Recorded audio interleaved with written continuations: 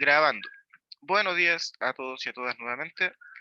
El link siempre será, preguntan por interno, si es que el link siempre será el mismo que está en el Word. Sí, ese es el único enlace con el que vamos a trabajar durante el semestre y si algo cambia, se los haré saber. Bien, les decía entonces que los objetivos de la clase del día de hoy sería revisar un poco la rúbrica de la evaluación número 1, que son los experimentos que revisamos la clase pasada, revisar un poco de materia, que es a nivel de introducción, revisar un par de material audiovisuales. Hay como 3 videos de 10 minutos cada uno que me gustaría mucho que lo vieran. ¿Bien? Ahí vamos a conversar un poco de esto. Y lo último sería definir la segunda evaluación, que es como la rúbrica. Bien, nuevamente esta segunda evaluación se puede entregar al final del semestre, pero les dejo las instrucciones desde ya. Bien. Eh, Valesca, el link de la clase está en EVA, por si acaso. Hay un documento en Word que dice enlace a clases. Ahí está el enlace a las clases, por cierto, Valesca. Bien. Entonces, cuando les digo que hay material audiovisual, aquí yo necesito, de verdad que necesito que se manifiesten, porque son varios y varias. Así que dejen el chat que prefieren o háganlo a viva voz. Eh, a ver, cuando yo era estudiante y los profesores pasaban videos, lo clásico es como, pero para eso yo me quedo en la casa durmiendo. Bueno, ya está en la casa, entonces, no sé si durmiendo, pero ya está en la casa. Entonces, no sé si pasar los videos de completos, eso es una cosa, o dejárselos ahí para que los vean ustedes. No sé si los van a ver después. No sé si prefieren verlos después por la suya, no sé. Así que ahí necesito saber qué tipo de cursos son ustedes en ese sentido. Del curso que prefiere ver el video en la clase o del curso que prefiere ver el video después. Necesito sus manifestaciones. Aquí manifestación individual, por favor. ¿Hay alguien que tenga una preferencia en particular? ¿Les da lo mismo?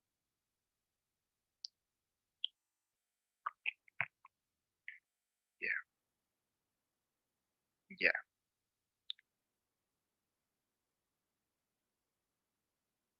Ya, bien, perfecto. Con la respuesta que tengo hasta ahora ya me queda más o menos claro. Y el argumento es más o menos bien sensato. Si por ver cosas van a ver cosas toda la vida, pero la idea es que la podemos comentar si es que fuese necesario. Bien, ya. Entonces eso me deja más o menos claro cómo vamos a trabajar el día de hoy. Y eso es democracia académica. Yo los incluyo en el proceso de cómo vamos a trabajar. Entonces, vamos a compartir un poquito esto aquí.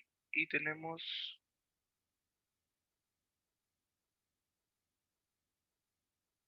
A ver, no lo voy a compartir todavía. Déjenme revisar. 1807. Este es mi root, mi contraseña.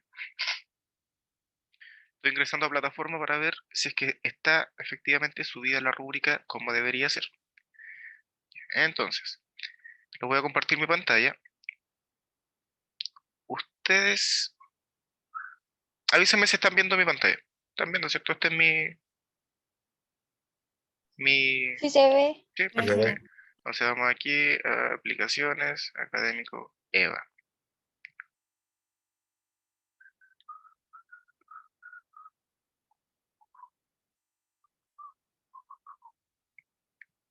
Y por aquí está psicología aplicada.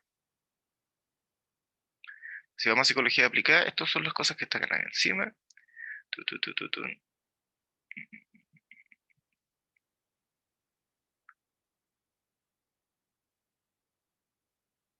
Ya, aquí hay un documento que se llama instrucciones entregas y si lo modifico, activar edición,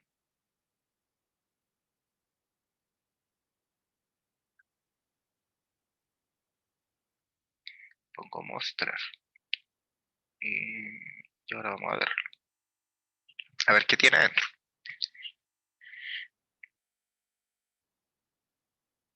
Ya, este es el documento que yo le mandé al semestre pasado, por si acaso. ¿Ya? Aquí, según la evaluación del semestre pasado, solo evaluamos 3 trabajos. No significa que este semestre vayan a ser 3 ni 5, no lo sé, vamos a verlo. Pero el año pasado para los chiquillos fueron 3. ¿Bien? Y estos fueron los 3. El primer trabajo, los experimentos. El segundo trabajo, resumen de comunicación. Y el tercer trabajo, estrés, ansiedad y enfermedad. Entonces, ahí cada trabajo tiene su rúbrica. El primer trabajo, que es este de aquí, nosotros también tenemos este trabajo. Vamos a hacer exactamente lo mismo, con los mismos, ahí están los mismos ejemplos. Entonces, si tú revisas el documento, va a estar todo exactamente clarísimo. Bien, el experimento de conformidad, ahí están los dos videos.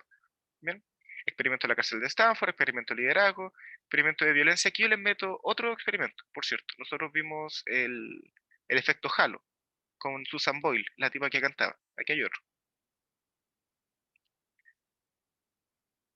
Ah, lo cerré. Aplicaciones. eh,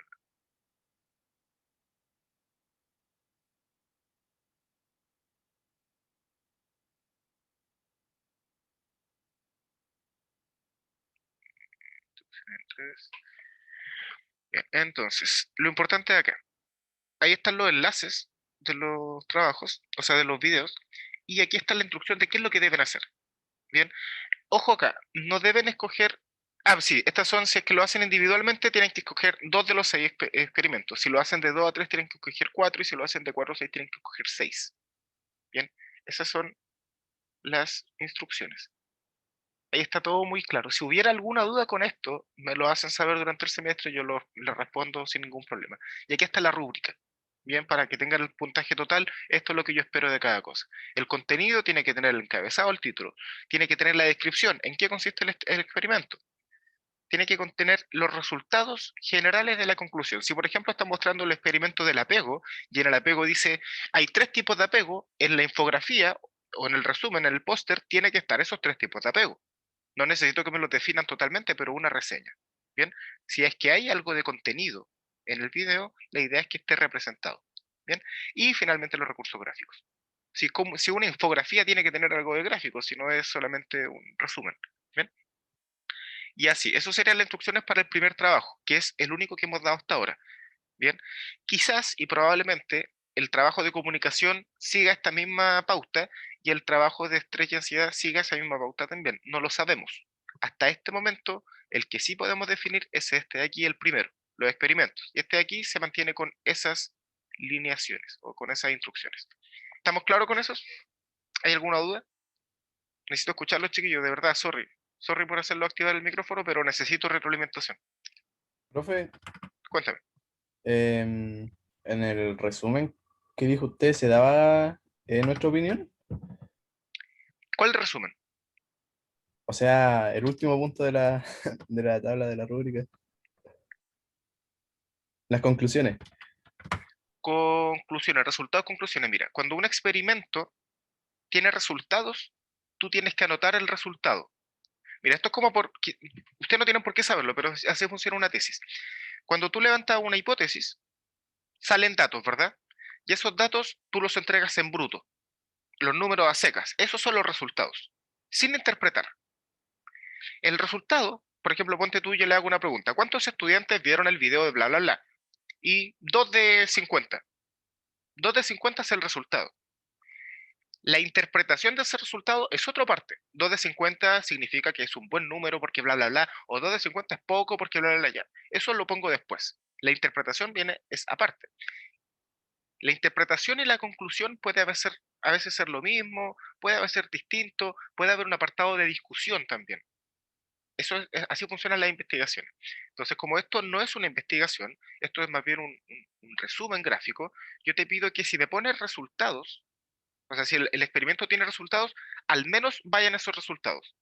Si tú me pones tus apreciaciones y los resultados, está excelente. Si me pones solo tus apreciaciones, sin los resultados y sin las conclusiones, entonces ya no está tan completo. ¿Me doy a entender? Para tener el puntaje total de bien logrado en esto, en la parte de contenido, tiene que estar el resultado. ¿Qué es lo que resultó del experimento? Después de 2 semanas, no sé, pues los jóvenes fueron muy violentos y se trataron mal, qué sé yo. Esos son los resultados. ¿Sí? ¿Cuál es la conclusión? El ser humano tiende a llevarse por el rol en el que está ejecutando, ¿sí? Qué sé yo, no sé. Son las conclusiones. ¿Sí? Apreciación personal. A mí me parece que bla, bla, bla. Y ahí cualquier cosa que tú pongas está correcto. Esa es la ventaja de la apreciación personal, que usualmente tiende a estar correcto, sea lo que sea que pongas. Pero los resultados, como vienen explícitos en los experimentos, tienen que estar puestos más o menos como son. Y eso no es una opinión. ¿Me doy a entender? ¿Quedó más o menos claro eso?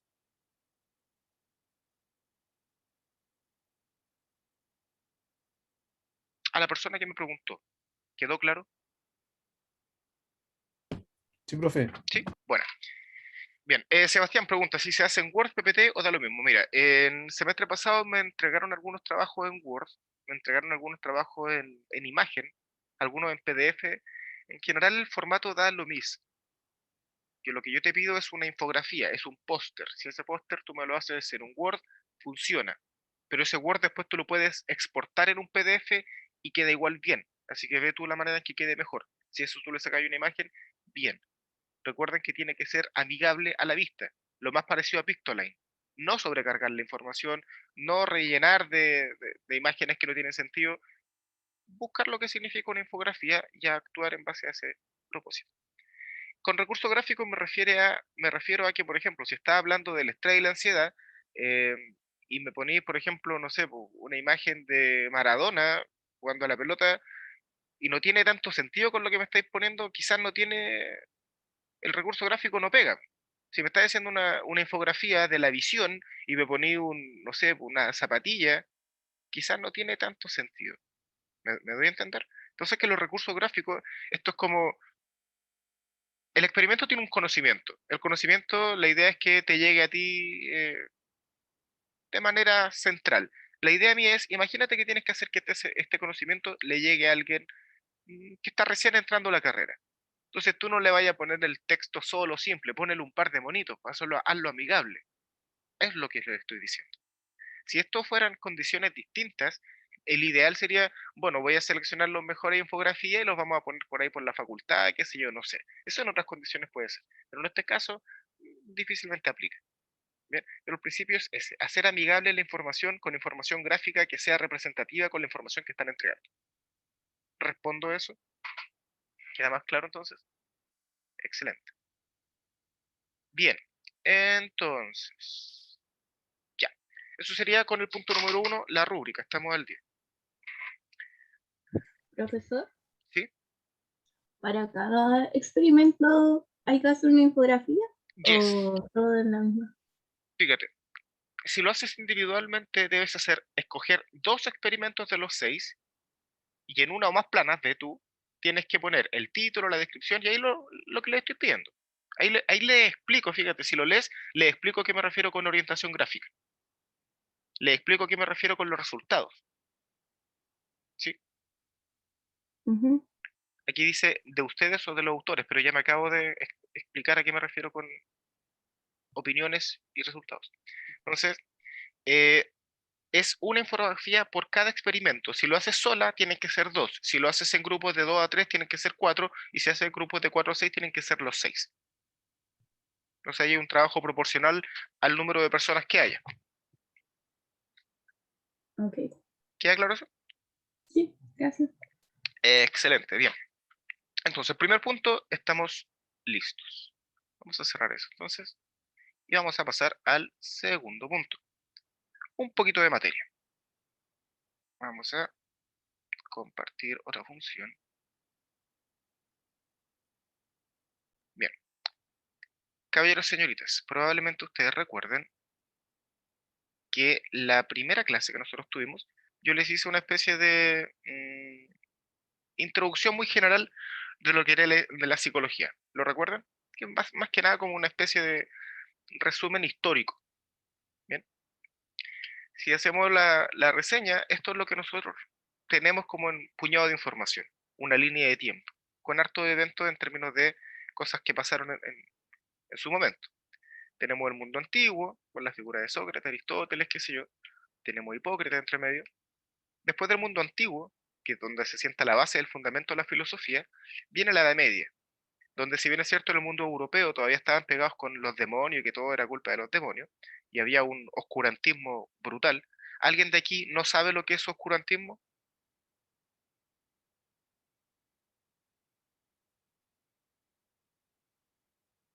Para tenerlo claro, ¿podría Ya, explicar? oscurantismo es lo clásico cuando tú mantienes en las sombras algo. Es como ponte tú en tu casa que tus padres tomen todas las decisiones para callado y que no te digan nada, nada, nada, y no te digan nada. Pero tú preguntáis, oye, pero ¿a qué hora esto? No, tú no sabes, no, tú ándate a tu pieza, todo esto es producto de tu imaginación. Eso es oscurantismo. Tener a una sociedad aturdida mediante la limitación de conocimiento, que sé yo, aplicado en este campo, por cierto.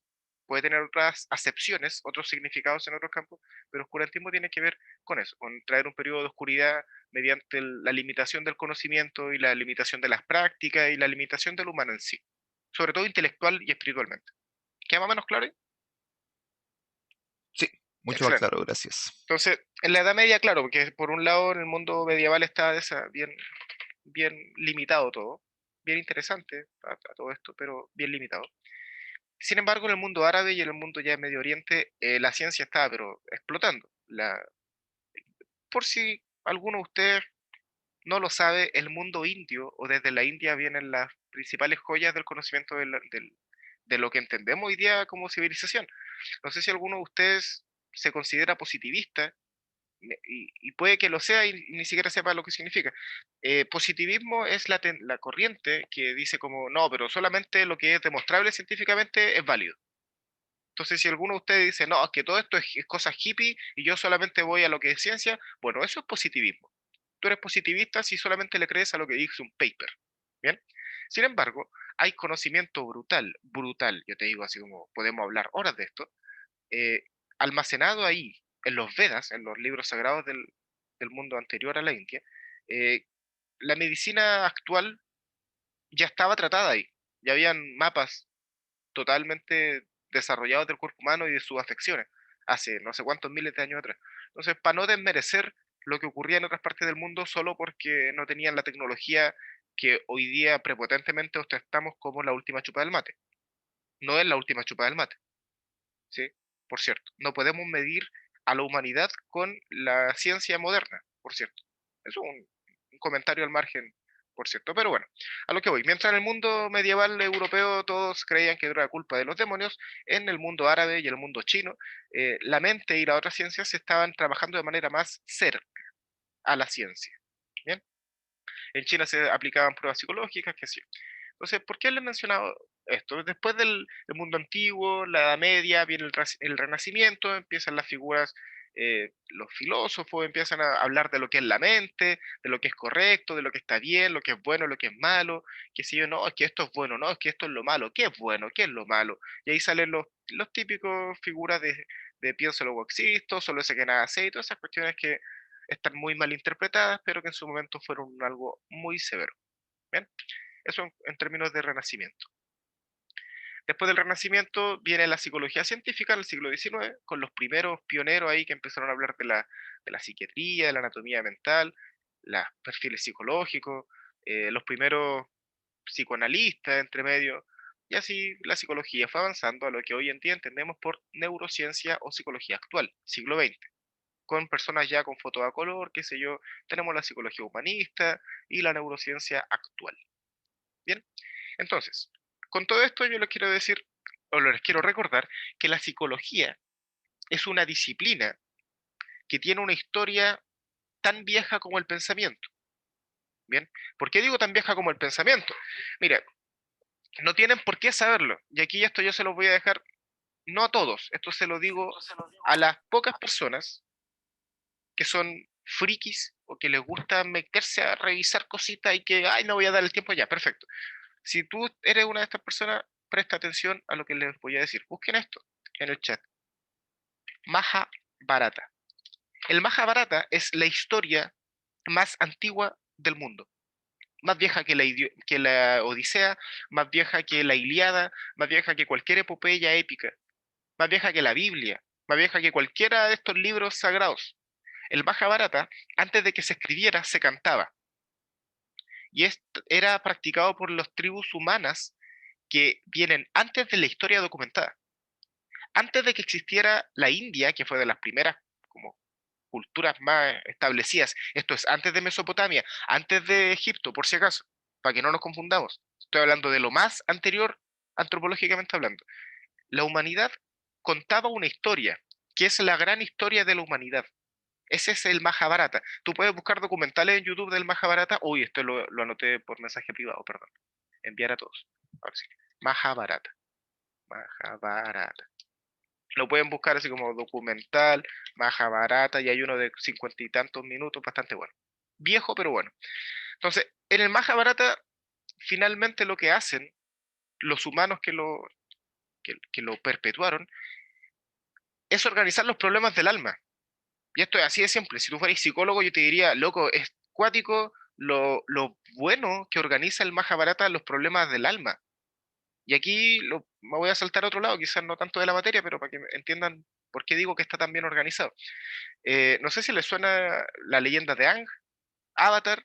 Pues, ¿alguno de ustedes vio el Muy último bueno, maestro muy de él, bueno. es cierto? Ya, perfecto. ¿Se acuerdan cuando está aprendiendo a liberar los chakras y va a visitar un gurú?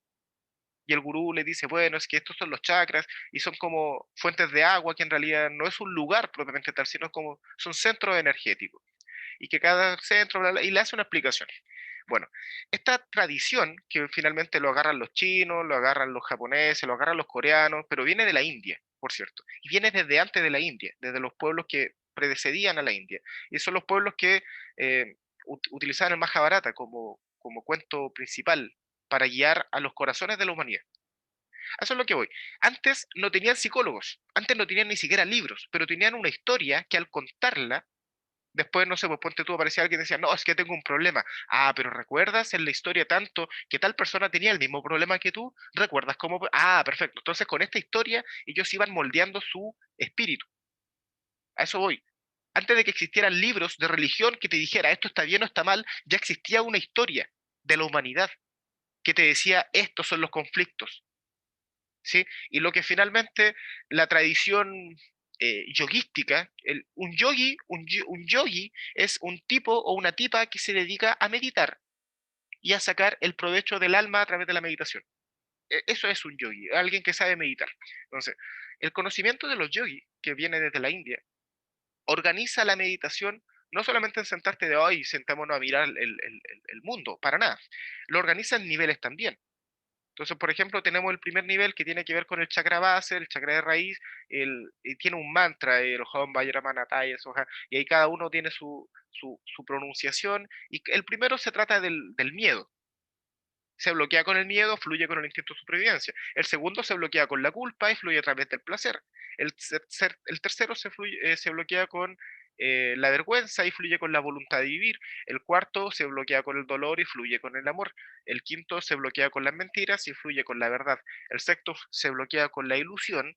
Por ejemplo, tú puedes pensar que yo soy alguien distinto a ti, pero en realidad somos lo mismo. Compartimos el mismo alma, el mismo espíritu, con la diferencia que yo nací antes y tengo un envase distinto y tengo experiencias diferentes. Mi mente es diferente, pero el espíritu es el mismo.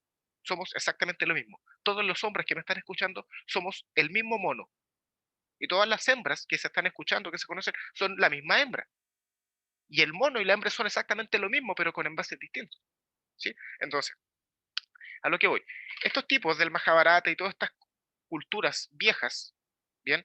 Ya organizaban la mente y ya sabían cómo funcionaba el alma. Y sabían que habían algunos conflictos más primordiales que otros.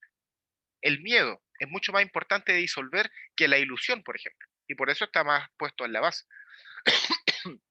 Entonces, no me quiero ir para un lado. Si a ustedes les interesa una clase de meditación y tirarnos en papa en esto, lo podemos hacer. Pero como no es la materia del día de hoy, no me voy a meter para allá. Solo lo mencionaba como para que lo separan. Para que lo separan, para que lo sepan. Entonces, esto ocurre de la siguiente manera. Yo les muestro aquí una historia de la psicología, pero esta es la psicología que nosotros entendemos. Antes de esto ya habían otras maneras de tratar el alma, que eran mucho más ordenadas que la psicología moderna, ¿sí? Y no podemos desmerecer ese saber tampoco, ¿bien? Entonces ahí podemos hablar, tú podrás decir, no, es que yo le creo solo a los psiquiatras. Bueno, perfecto, es criterio tuyo, pero hay conocimiento igual de denso y muy profundamente certero antes de lo que nosotros entendemos como ciencia. Eso es lo que les quiero decir. ¿Les queda claro más o menos? Quiero decir básicamente que la ciencia, la psicología es mucho más allá de lo que parece. La psicología se traduce como el estudio del alma. Y la ciencia psicológica viene después del siglo XX. Pero el humano viene desde el inicio mismo, tratando lo que es el alma, a través del Mahabharata y otras prácticas religiosas y otras prácticas espirituales. ¿Bien? ¿Queda claro eso? ¿Hay alguna duda respecto de esto? Cualquier duda, chiquillos, por favor, aquí estamos para hablar de esto.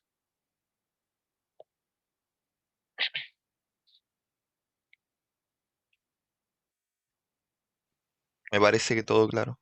Ya, gracias por la confirmación. Bien, entonces, yo les decía esto para un resumen de la psicología, bla, bla, bla, y ya. Esa es la historia de la psicología, y bien interesante, fin de la primera parte. Y la psicología, así como otras corrientes, tienen corrientes de pensamiento: el estructuralismo, el funcionalismo, el psicoanálisis, el conductismo, la gestalt, el humanismo, el cognitivismo. Son corrientes, son enfoques. No me importa que ustedes se las sepan, no tienen por qué sabérselos. Bien, si fueran psicólogos, probablemente sí, para que sepan cuál es la diferencia entre una forma de pensar y otra. Pero en términos generales, solo tienen que saber en este nivel de profundidad de la asignatura que hay corrientes y que no todas las corrientes son iguales y que la historia de la psicología no siempre ha sido igual. Y que hoy en día lo que entendemos como ciencia, en algún momento se trató de demonios y de posesiones y de cosas, y que antes de eso se trataba de otra manera también. Esto va evolucionando, ¿sí? Y si hubiera una sola chupada del mate, habría solo una corriente en psicología, pero no hay solo una corriente en psicología, hay muchas, ¿bien? Y esto se trata de lo siguiente: la gran verdad es el resultado de una suma de verdades parciales. Cada una de estas enfoques tiene algo de verdad y algo de ficción. No sé si alguno de ustedes ha visto Animatrix o Matrix, pero ahí les dejo un easter egg, un huevito de Pascua para los que lo vieron. En algún momento dice: hay algo de ficción en tu verdad y hay algo de verdad en tu ficción. De eso se trata. Los enfoques tienen verdad, tienen algo de verdad, pero no tienen la última chupa del mate. No, no es totalmente cierto en sí. Bien, por lo tanto no podemos utilizar solo ese enfoque para determinar el resto de la vida. Por eso en psicología existen muchos enfoques. Y por eso, si tú quisieras tomar un psicólogo, tienes que elegir un buen psicólogo. Porque de repente tú llegas a un psicólogo que es humanista y te dice: muy bien, pero respira conmigo. Y a ti no te funciona eso. Tú necesitas a alguien que te tironee las mechas y te diga: tú estás mal acá, acá, acá, y tienes que hacer esto, esto, esto. Y ahí te sirve otro enfoque, más cognitivo-conductual. ¿Cachai? O quizá a ti te gusta conocer y develar los misterios de la vida, entonces te sirve el psicoanálisis, que es más profundo pero más largo. No sé, hay distintos enfoques. A eso quería llegar. ¿Dudas con esto? ¿De la diferencia de los enfoques? Estas son las áreas que se las había mencionado. Bien, si alguno de ustedes quiere empezar a estudiar psicología, hay una tonelada interesante de libros gratis en internet y hay una tonelada interesante de canales muy buenos. Anoten estos dos canales por ahí, que los vamos a utilizar: Crash Course e Il a Nutshell. Si es que los conocen, bacancito. Si es que no, los vamos a conocer el día de hoy. Esto sería en términos muy, muy generales lo que era como la introducción a la historia de la psicología. Bien, entonces, habiendo pasado eso, yo ahora puedo pasar esto de aquí. ¿Estamos todos juntos en esta de aquí, viendo esta tuerca o este mecanismo girar? Sí, profe, ¿Sí? Bien, sí se ve. gracias por contestar. Bien, entonces, les quiero comentar lo siguiente. Esto van a ser un par de ideas chiquititas y a medida que vayamos conversando un par de cosas, yo les voy a dejar un par de videos. Vamos bien en la hora, 8:49. Ya, chiquillos.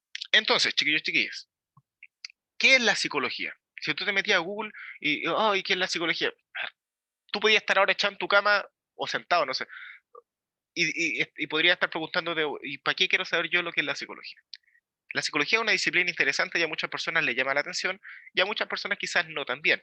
No puedo saberlo, pero tengo que hacerlo igual porque es el propósito del ramo. ¿Bien? ¿Qué es la psicología? Si tú buscas la psicología por definición, va a entender que es el estudio de la mente. Psique significa alma, y logía o logos, el estudio de. Por lo tanto, el estudio del alma, el estudio de la mente, por así decirlo. Pero más allá que el estudio de la mente o el estudio del alma, hay psicología en todo. Aprendan este principio. Esto es una regla para la vida. Y lo voy a anotar por si alguno de ustedes, de estas personas que toman nota y después leen sus notas y dicen: no, aquí hay una verdad interesante. Allí donde habite el ser humano, habitarán también los conflictos y procesos propios del humano. Por ejemplo, ¿a qué me refiero con esto de allí donde habita el ser humano, habitarán también los conflictos y procesos propios del humano? Lo voy a poner de otra manera. Allí donde exista el humano, apestará a humano. Lo pueden encontrar dichos de muchas maneras por ahí, pero el rollo es este. Donde hay un ser humano, van a pasar las cosas que pasan cuando hay un ser humano cerca. Si tú conoces las leyes de la psicología o los principios de la psicología social o los principios de la psicología individual, por ejemplo, no sé, pues la semana pasada vimos los experimentos y ya cachamos que un humano en grupo se comporta de manera distinta. ¿Hay alguien de aquí que pueda decir lo contrario? No, el humano se comporta siempre igual. No, eso es mentira, ¿cierto? Sabemos que incluso puede llegar a terminar matar a alguien solo si la circunstancia lo amerita. ¿Bien? Por lo tanto, cuando hablamos de psicología, yo los invito a pensar que la psicología es el estudio del proceso humano. Y como el humano existe en toda la humanidad, puedes aplicar los principios de la psicología en pequeña escala o en gran escala. ¿Estamos de acuerdo con esto? ¿Hay alguno de ustedes que crea que los principios de la psicología no se pueden aplicar a gran escala?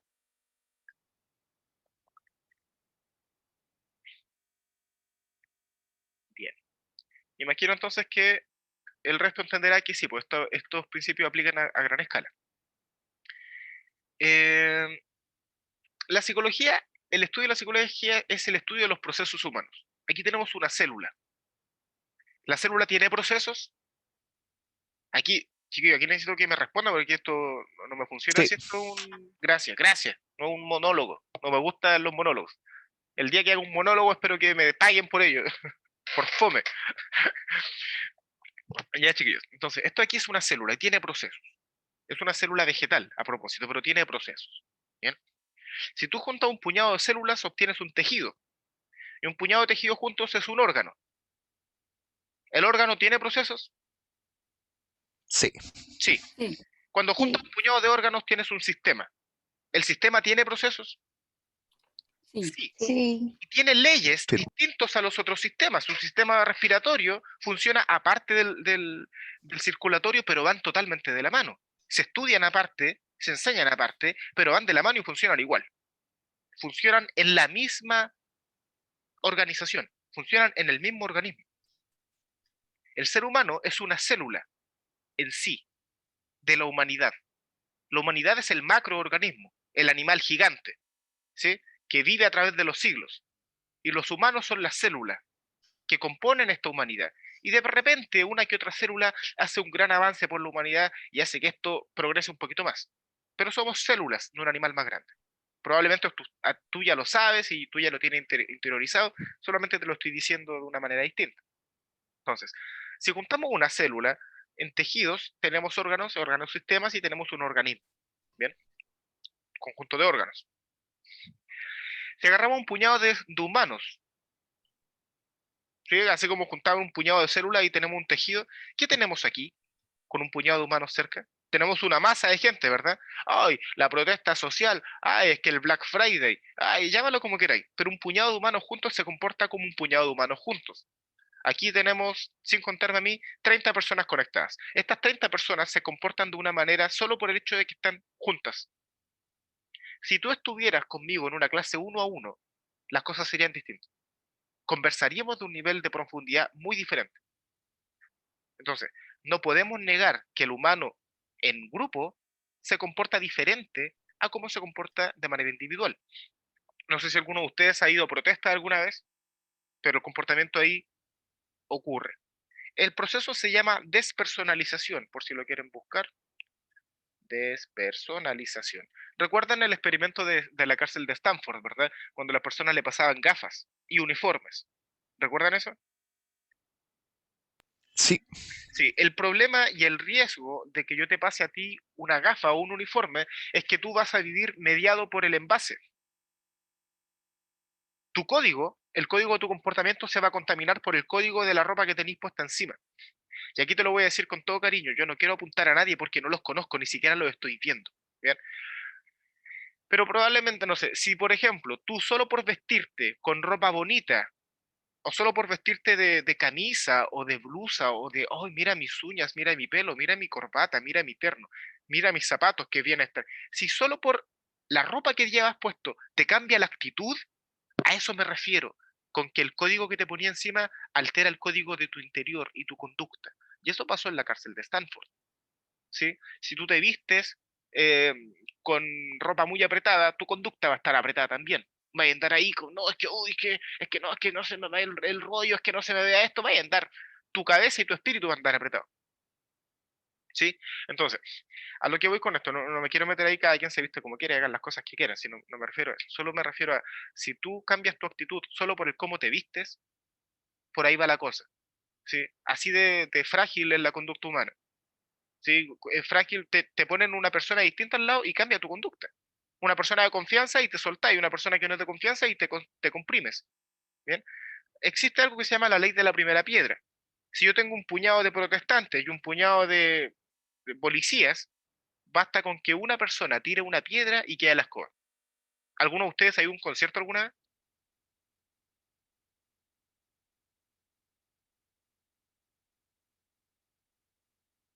No he Nadie, tenido la oportunidad. nunca nadie ha ido a un concierto. No, tampoco. Sí, Florencia, excelente. Ya mira, eh, en las filas, no sé si te ha pasado que en las filas, antes de entrar al concierto, ¿has visto cosas, la gente se tiró cosas? ¿Viste botellas volar de repente? Depende del público, yo te estoy hablando de esto, no es lo mismo un concierto de One Direction que un concierto de Maiden. Yo me acuerdo que en el concierto de, bueno, los conciertos en general de afuera del Cupulicán y estas cuestiones como más, las filas que hay afuera, eh, basta con que uno tire una botella y todos empiezan a tirar cosas. A eso voy. Uno empieza a tirar cosas y todo empieza. En un curso, ¿se acuerdan ustedes cuando eran chicos y estaban en un curso y el profesor salía? Basta con que uno tire un papel y queda la escoba. O basta con que el profesor solamente salga y queda la escoba. Se ponen a gritar así, ¡ah! ¿Por qué? ¿Por qué, loco? ¿Por qué un cabrón chico se pone a gritar? Solo porque se le va la figura de autoridad. Ah, ¿tú querés saber por qué? ¿Se acuerdan del experimento de Lewin? De lo del liderazgo y la... Ya, por eso. Y le sacáis la figura de autoridad en un liderazgo autoritario. Pues por eso se desespera y bueno, ya sabemos por qué, ¿viste? Pero voy apuntando al fenómeno de tirar cosas. ¿Bien? Ese fenómeno de tirar cosas, la persona estuviera sola, no lo va a hacer. A eso me voy. Eso quiero llegar. Una persona se comporta distinta cuando está en masa, porque ocurre esto de la despersonalización. Yo ya no soy Víctor Muñoz, yo ya no soy Florencia Villalobos, yo soy un sujeto más de una masa. Todos pegan, nadie fue. ¿Les suena eso de todos pegan, nadie fue? Ya, eso es un principio de psicología social. Llámalo como queráis, pero por ahí va la cosa. Ley de la primera piedra. Entonces, y esto es peligroso, loco, porque esto puede ser ahora divertido tirando una botella, pero esto puede ser violencia en un vagón del metro, puede ser abuso sexual, eso puede ser una serie de, no sé, la conducta humana puede salirse de control en muchas direcciones, y solo algunas son graciosas, hay algunas que no son tan graciosas, ¿sí? A propósito de. Entonces, claro, ahí tenemos que el humano en masa también se comporta distinto. Si el de atrás fue, yo no fui. ¿Qué pasa si agarramos muchas personas en un lugar? Tenemos un macroorganismo, ¿bien? ¿Qué pasa si agarramos una ciudad y sus habitantes? La ciudad es el espacio físico es como tu cuerpo y los habitantes es como tu espíritu. ¿El ritmo de Santiago es el mismo ritmo de Concepción? Respondan. No, No, ¿verdad? No, No, ni siquiera la paleta de colores. ¿Es igual la paleta de colores de Santiago a la de Conce? tampoco. ¿Sacan fotos y sacan paleta de colores? No, ¿cierto? La paleta de Santiago es gris, es concreto. Y aquí en Conce tenemos verde. Por cierto, si alguno de ustedes recuerda la primera clase que tuvimos donde le hablé un poquito de la psicología del color, ¿el color afecta la conducta humana? Si yo tengo un humano y lo rodeo de verde y de árboles y de cosas verdes, ¿va a tener un efecto su mente distinto a si lo rodeo de puro cemento? ¿Qué creen ustedes? Sí, Sí, sí, yo trabajé en la cárcel y créanme que estar encerrado en un ambiente sin nada de verde afecta harto. Vivir en el desierto, con solo estímulos cafés y tener que andar con los ojos chinitos todo el día como Clint Eastwood porque te va a entrar arena, no sé. Son estímulos distintos, el ambiente te cambia, a eso voy. La ciudad es chiquitita, Concepción. Es rico llegar, voy a llegar en bici a cualquier lado. En Santiago, no la hacía en bici. ¿Me entienden la diferencia de una ciudad a otra? Además que sí, claro que sí. Ahora, hagan la diferencia o el equivalente de ciudad a un humano. Cada ciudad es como un humano, en macro escala. Santiago como humano es distinto a Concepción del humano. Y si, no sé, pues hablamos de Chillán, por ejemplo, es distinto. O de un pueblito más chico también es diferente. Son ritmos distintos. Porque los procesos que ocurren ahí también son distintos. Santiago es una ciudad de trabajo, Concepción es una ciudad de estudio. Concepción tiene una población flotante. Llega un puñado de estudiantes, estudian 5 años, se van. Pero llegan otros estudiantes, estudian 5 años y se van. Y así. Santiago es una ciudad de trabajo. Entonces tenemos características distintas, pero el principio es ese. Macroorganismos sociales. Se comportan distintos. No todas las ciudades son iguales, no todos los humanos son iguales. Bien, podemos hacer el ejercicio a macroescala. Chile, todos los países del mundo pueden ser como un curso, una sala de clases.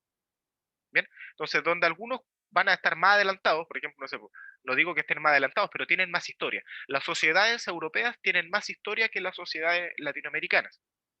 Eso es antropológicamente incorrecto, por cierto, porque estoy hablando de una manera muy cejada. Estoy diciendo que el mundo moderno es más presente en la historia europea, ¿sí? Pero sabemos que, no sé, pues hay civilización aquí desde antes que lleguen los europeos, en América, entonces no es como que no haya habido vida social antes, por cierto.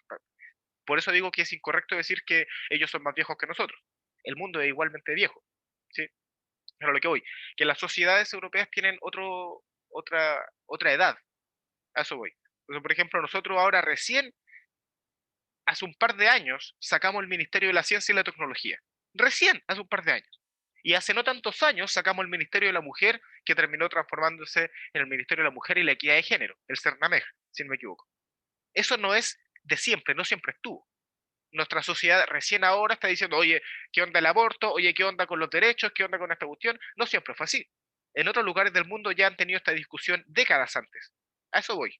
No todas las ciudades tienen la misma edad, no todas las sociedades tienen las mismas edades, no todos los humanos tienen la misma maduración. ¿Me doy a entender? Y por ahí en algún momento le puse, ahí donde habita el humano, habitará el problema del humano. ¿Qué pasa si yo tengo un país donde el presidente es racista? Por ejemplo, Estados Unidos. Tanto Biden como Trump son pederastas. Esto está, búsquenlo, son pederastas y son racistas, pero severos, severos. Y si no, bueno, no son los sujetos más amables del mundo, no son, no sé, no, no sé, entenderán a lo que me refiero. Entonces, depende mucho del tipo que dirige un lugar. Ponte tú, si tu papá o tu mamá tienen problemas mentales o nunca han ido a terapia, ¿tú crees que el funcionamiento de la casa se va a afectar?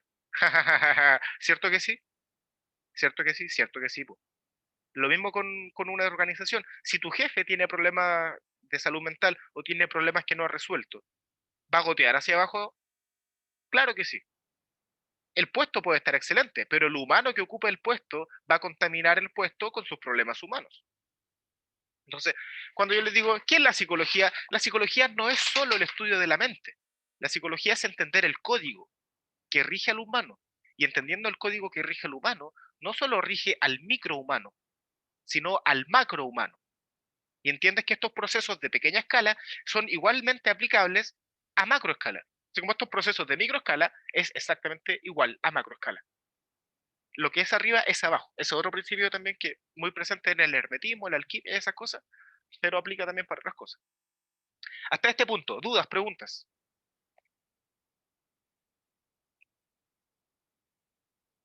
Profe, quería preguntarle a qué se refería con el término de despersonalización.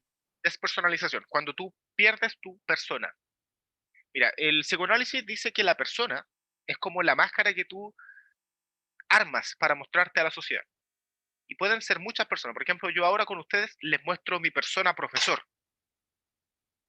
Pero si tú fueras, no sé, estuvieras en otro rol, yo te mostraría otra persona. Si tú fueras mi pareja, yo te mostraría otra persona. Si tú fueras, no sé, no tengo por qué tener enemigos, pero si tú fueras mi enemigo, yo te mostraría otra persona. Eso voy. Entonces, la, la persona, el concepto de persona es el conjunto de conductas que tú, sin que sea necesariamente el reflejo de quién tú eres o lo que tú naces, lo que te nace, es lo que tú exteriorizas. Puede ser totalmente una maqueta. Esto de, muy buenos días, adelante, por favor. Eso es una persona. Tú por dentro podías estar explotando en odio, pero va a decir buenos días porque es tu pega. ¿Sí? Eso es la persona. Eso es como lo que entiende la psicología como de la proyección mental, por así decirlo. No es necesariamente lo que tú eres. Y cuando digo la despersonalización, digo, esta persona que usualmente nosotros mostramos al medio se disuelve. Ya no actúa definido por Cristóbal Sáez o Pablo Constanzo o Víctor Muñoz o Javiera Carrera, no sé. Lo que es tu exteriorización se disuelve. ¿Sí? Esto es como el efecto de ponerte una máscara. Ya no eres tú, individualmente como apuntable con el dedo, individualizable con el carnet, qué sé yo. ¿Me doy a entender? ¿O queda más o menos claro? Profe, Personalización es disolver la persona en presencia de otras personas. Ahora, ojo, que hay otros procesos de despersonalización en psicología que también tienen que ver con el disolución, el disolverte a ti mismo, pero son otras explicaciones. En este caso, la acepción o el significado de despersonalización significa eso, como de perder tus patrones individuales y disolverte con el grupo. Porque hay otro proceso también en psicoanálisis que se llama la despersonalización, que es, por ejemplo, cuando yo tengo un problema muy, muy denso y no puedo enfrentarlo, entonces me despersonalizo. Y como que lo trabajo, pero en realidad no lo estoy trabajando. Es como, ponte tú que tú me traes un problema enfrente y yo no le doy cara como en la totalidad de mi espíritu. Como que yo te respondo con palabras nomás. Digo, ah, ya, ok, ya, pero por dentro no estoy conectando con eso. Por dentro estoy yéndome a otro lado. No estoy ahí. Eso es despersonalización también. Entonces hay hartas formas de entender la despersonalización. Pero en masas, en psicología de masas se aplica eso, como la ley de la primera piedra, que tu individualidad se disuelve.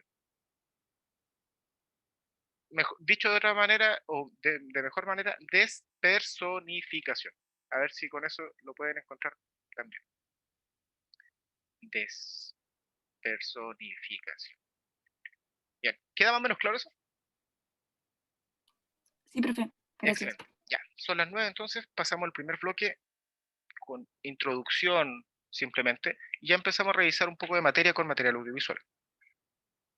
¿Qué somos? Si revisamos el sílabus, en alguna parte decía introducción a psicología y introducción a la humanidad, ¿qué somos como humanos? Bien. ¿Alguno de ustedes vio Fullmetal Alchemist? sí. Excelente, excelente, bien, bien ahí. Y a los que no lo han visto, interesante, interesante de muchas maneras. ¿Sí? De hecho, en la misma serie dicen, hay una verdad detrás de la verdad. Y si ves la serie y entiendes un poquito la historia del mundo y un poquito la historia del mismo país donde estamos, vas a entender que sí hay una verdad detrás de la verdad. A propósito de que la fundación del país también fue en condiciones muy, no sé, que rinden tributo ahora. No es porque sí, nada es porque sí, chiquillos, por cierto. Ningún movimiento geopolítico es porque sí. Revisen las fundaciones de los países latinoamericanos. Tienen tienen cosas en común. Eh, pero bueno, a lo que voy. Si tú hubieras en Fullmetal Alchemist, en algún momento dicen, ¿qué es el humano? ¿De qué se compone el humano? 35 litros de agua, algo de carbono, amoníaco y un par de cosas en estricto rigor. Pero estos son como los elementos mínimos para formar un envase humano, como un cuerpo humano. ¿Sí? Con esto tú no formas el alma, pero con esto deberías formar un envase. Estas cuestiones se venden, no sé, en farmacia, en la feria. Todo esto es fácil de- de conseguir. Nada de esto es del otro mundo. Silicio, hierro, flúor, azufre, salitre, sal, fósforo, calviva, todo esto lo venden en cualquier droguería. Tú con esto formas un cuerpo humano. ¿Bien? Por ahí si han visto a este tipo, comunicador científico, Tigris Tyson, eh, este tipo dice, estamos hechos de polvo de estrellas. No sé si han escuchado esa expresión, pero eso es literal. ¿Sí? Cuando, no sé si saben de astrofísica, pero yo tampoco sé, pero algo recuerdo. Cuando un sol o cuando una estrella eh, melt, eh, se meltea, como se, se derrite en sí misma o se funde en sí misma, esa es la palabra, se funde en sí misma, dependiendo de la masa de la estrella, se funden distintos elementos adentro. Entonces, cuando una estrella nace, por así decirlo, en el centro de esta estrella se forman los elementos de la tabla periódica.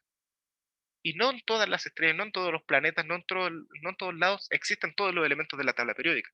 Hay algunos planetas, estoy poniendo un ejemplo súper burdo, pero para que se dé a entender. Hay algunos planetas, ponte tú, solo con hierro, otros solo con sal. No sé, estoy jugando, no es así, pero para que entiendan que no van a encontrar en todo el universo todas las muestras del universo. Sin embargo, en el cuerpo humano está el muestrario completo de todo el universo. En tu cuerpo tienes los elementos químicos de todo el cosmos. A eso voy. Por eso decimos que somos polvo de estrellas.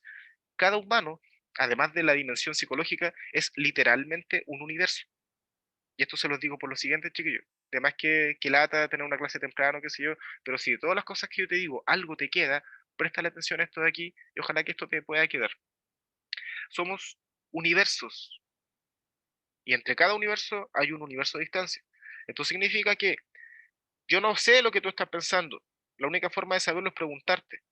Y yo no puedo asumir que tú sepas lo que yo estoy pensando y la única manera es comunicártelo. Si yo me siento triste y me siento feliz, si yo quiero algo, debo decirlo. O si no, ¿cómo me voy a dar a entender? Si somos tan distintos, la única manera de poder reducir esa distancia comunicativa es explicitándola, verbalizar cosas. Y de ahí viene la importancia de la comunicación que vamos a darle en unas semanas más adelante con la asertividad y esas cosas, que no es lo mismo decir, oye, que hace calor, ¿eh? A decir, disculpa, ¿podría cerrar la ventana? ¿O podría abrir la ventana? Gracias. ¿Bien? Entonces, somos tan diferentes y somos tan complejos que lo mejor que podemos hacer es aprender a comunicarnos mejor y aprender a relacionarnos unos con otros. Entonces, cuando yo les pregunto, ¿qué somos? ¿Qué somos? Somos esto, es un puñado de elementos químicos en conjunción. Somos polvo de estrellas. ¿Sí?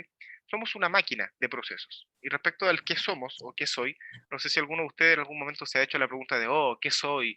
¿A dónde vamos? ¿Qué sé yo? Bla, bla, bla. Bueno, no pretendo responderte a esa pregunta, es una cuestión muy personal, muy individual. Te puedo ofrecer orientaciones. Y este video acá es bastante interesante en el sentido de qué somos como seres humanos. Así que vamos a ello. Nueva función. Vamos acá. Este canal se lo recomiendo mucho. Tiene mucho material validado científicamente. Lo que está acá arriba está bien, por cierto. Y está subtitulado a una serie de idiomas. Si tú hablas filipino, también puedes verlo. Pero como en general tratamos español, español. También hay un canal en español de ese, pero creo que son como temas distintos. Sí, son un poquito más acotados. Pero bueno, veamos hasta acá. Son 6 minutitos a propósito del qué somos. Are you your body? Well, kind of, right? But is there a line where this stops being true? How much of yourself can you remove before you stop being you? And does the question even make sense?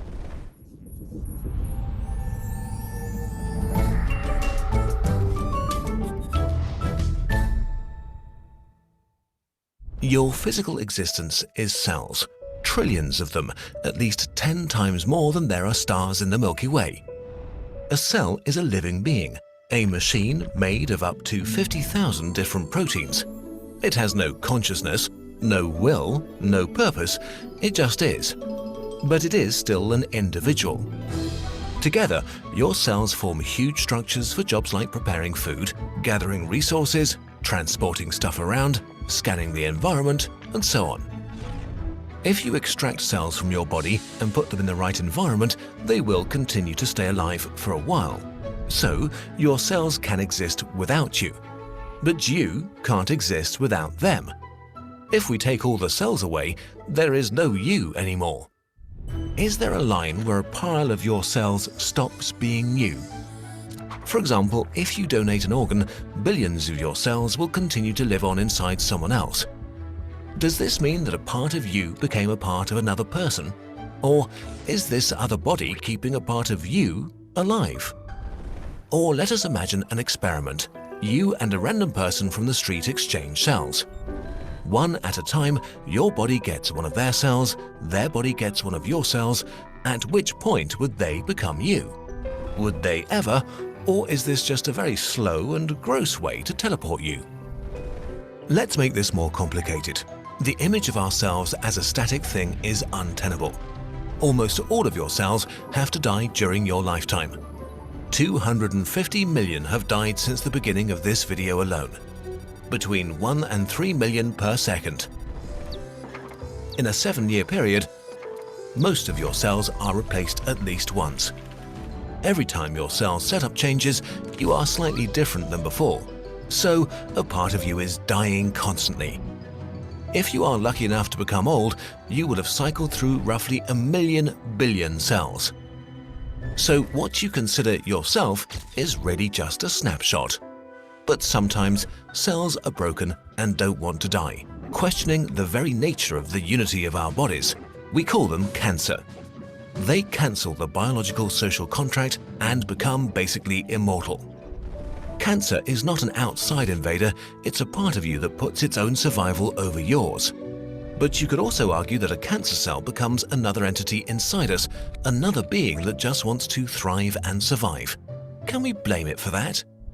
A chilling cell story is that of Henrietta Lacks, a young cancer patient who died in 1951. Usually, cells only survived for a few days in the lab, making research very hard. Henrietta's cancer cells were immortal. Over the decades, they were multiplied over and over again and used for countless research projects, saving countless lives. Henrietta's cells are still alive and overall have been grown to at least 20 tons of biomass. So there are living parts around the world from someone who has been considered dead for decades. How much of Henrietta is in these cells? What makes one of your cells you anyway? Maybe the information contained in it, your DNA. Until recently, it was believed that all the cells in your body had basically the same genetic code. But it turns out this is wrong. Your genome is mobile, changing over time through mutations and environmental influences. This is especially the case in your brain. According to recent discoveries, a single neuron in an adult brain has more than 1,000 mutations in its genetic code that are not present in the cells surrounding it. But how much you is your DNA really? About 8% of the human genome is made up of viruses that once infected our ancestors and merged with us. Mitochondria, power plants of the cell, once were bacteria that merged with the ancestors of your cells. They still have their own DNA. An average cell has hundreds of them, hundreds of little things that are not really human, but they still kind of are. It is confusing. Let's backtrack a bit. We know that you're made up of trillions of little things, made from more little things that are constantly changing. Together, all those little things are not static, but dynamic. Their composition and condition is changing constantly. So we might just be a self-sustaining pattern without clear borders that gained self-awareness at some point and now has the ability to think about itself through time and space, but really only exists in this exact very moment. Where did this pattern start? With your conception? When the first human arose? When life first began conquering our small planet? Or when the elements that make up your body were forged in a star? Our human brains evolved to deal with absolutes. The fuzzy borders that make up reality are hard to grasp. Maybe ideas like beginning and end, life and death, you and me, are really not absolutes, but ideas belonging to a fluent pattern, a pattern that is lost in this strange and beautiful universe.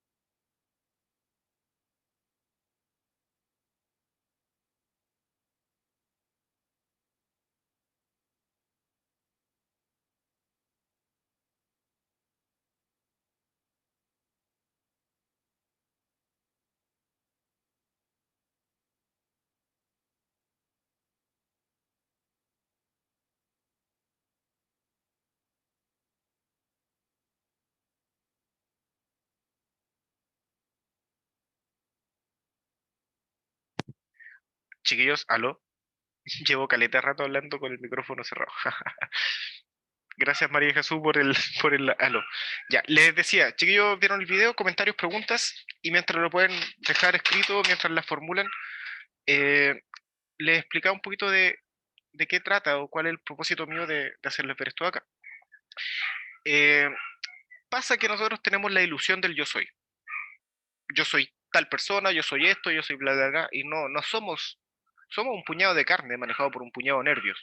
Eso sí somos. ¿Somos humanos? Sí. ¿Somos capaces? Sí, somos una pila de cosas. Pero nuestro cuerpo no es el mismo cuerpo que teníamos hace 7 años. Nuestra mente no es nuestra misma mente. A medida que el cerebro va evolucionando, y ahí les pongo el, el- el desarrollo cognitivo. Hay una teoría, no es una teoría, es evidencia científica. Si buscan el desarrollo cognitivo de Piaget, van a entender que la mente también evoluciona. Parte de una forma muy concreta, pasa al pensamiento abstracto, 12 años, pero el cerebro termina a madurar por los 24 o 26 años, por así decirlo. Entonces, la mente evoluciona gracias a que el cerebro va evolucionando. Y el cerebro evoluciona gracias a que el cuerpo va evolucionando. Y esto va constantemente cambiando. Un principio que aplica para todo es nada existe en aislamiento en el cosmos. Y otro principio que aplica igual que este es nada se mantiene igual en el cosmos. Esto significa que todo está en constante cambio. Tu cuerpo, tu mente y todo lo demás, el mundo. La ilusión de que las cosas se mantengan como de una forma es una ilusión. ¿Sí? Nada se mantiene de la misma manera. Y las rutinas que uno espera mantener, qué sé yo, incluso en esas rutinas hay cosas tan estáticas y tan repetitivas, hay variaciones. ¿Sí? Cambia el día, cambia la fecha, aunque hagan lo mismo. Así que a eso voy. ¿Qué somos?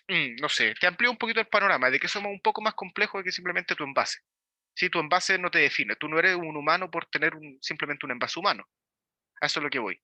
¿Eres humano solo porque tienes un cuerpo humano? Tu cuerpo humano puede cambiar y no siempre va a ser el mismo. ¿Sí? Entonces vamos ampliando un poquito el panorama de qué realmente somos.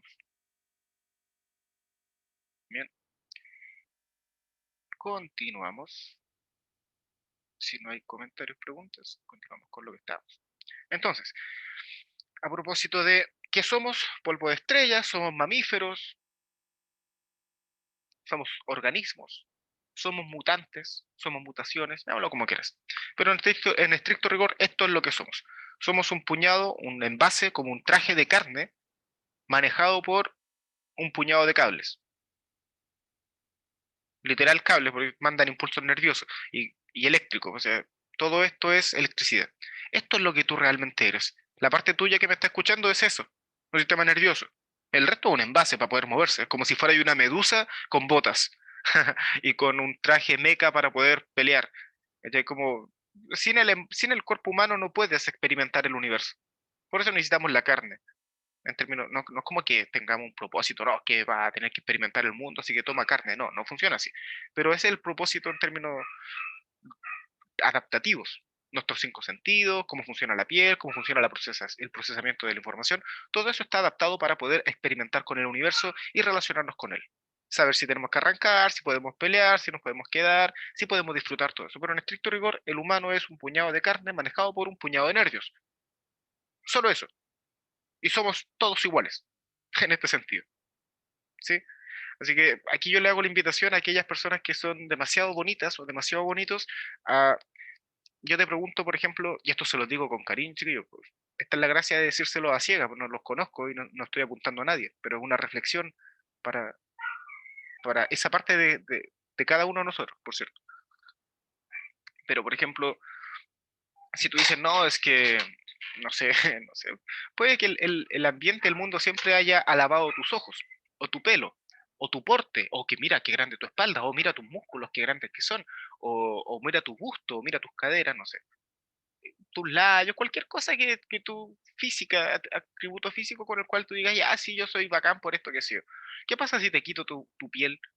¿Qué queda de ti? Si te quito tus labios, si te quito tus músculos, si te quito tu envase, ¿qué queda de ti? Entonces, esto queda, finalmente. El envase es un accesorio y hay que cuidarlo y hay que respetarlo, una pila de cuestión, porque es nuestro único envase. Es como, loco, sorry, tenéis solamente un robot para moverte, solo tienes un auto para moverte en la vida, solo tenéis una nave espacial y tenéis que cuidarla, obvio, lógico. De ahí viene el modelo de salud y todas esas cosas, etcétera, etcétera. Pero esto es lo que somos, en estricto rigor. Lo demás es ilusión. Lo demás es una ilusión que nos hace pensar que somos distintos. Porque hablamos diferente, o porque nos vemos distintos, o porque nuestra piel se ve diferente, o porque nuestro pelo no es igualmente bonito. Pero en estricto rigor somos impulsos nerviosos, todos y cada uno de nosotros. Y no solamente los humanos, los mamíferos. Y si empezáis a comparar mamíferos con otros organismos, uy, sí. Aunque la planta no tenga cara y no tenga oídos, precisamente tenemos mucho en común también con las plantas. Con todo lo que es vida, tenemos mucho en común. Y es por eso que en algún momento de tu vida, probablemente, y si es que ya ha ocurrido, me alegro mucho, probablemente puedas conectar con el universo, con el mundo y entender que el mundo es un organismo vivo también. Y si es que no me crees, y si es que tienes duda y crees que todavía el ser humano es la última chupada del mate y que todo está diseñado en base a él, te invito a salir de tu egocentrismo racional y espiritual y revisa este documental que se llama A Strange Rock o Una Roca Extraña, el capítulo 1. Esto está en Netflix, la última vez que revisé. Y si no, bueno, el internet grande, búscalo, loco, si ahí está todo en YouTube. A Strange Rock es un documental de la Tierra, en términos de cómo se funciona, y en el capítulo 1 te muestran cómo lo que está hoy en día arriba de las montañas, en algún momento terminó al fondo del mar, y el polvo del desierto termina en el Amazonas, como fertilizando el otro lado del mundo. Entonces, la Tierra se va dando vuelta en sí misma, de la misma manera que nosotros. Y nosotros tenemos mucho en común tanto con la Tierra, con cualquier otra forma de organismo en la vida. Pensar que somos distintos es un error. ¿Sí? No se trata de ser empático de, ay, voy a respetar a mi vecino porque o si no, no sé, pues, me van a poner mala nota en asertividad. No, no, se trata de que tú puedes convivir con otros organismos a través del respeto y la armonía. Puedes regar una planta respetando su vida, no sé, a eso voy. Pero somos eso, un puñado de nervios, ¿bien? Y la historia de la humanidad, yo les podría poner un video ahora, pero es eh, bastante simple al principio. ¿Hay alguien de aquí que no sepa cómo fue que el ser humano evolucionó su cerebro? Basta con que una persona me diga que sí y doy la explicación larga, o si no, la hago cortita. Porque no sé qué bases tienen ustedes, puede que esto ya se lo hayan explicado en otro lado, no sé. ¿Hay alguien de aquí que no sepa cómo ha evolucionado el cerebro humano?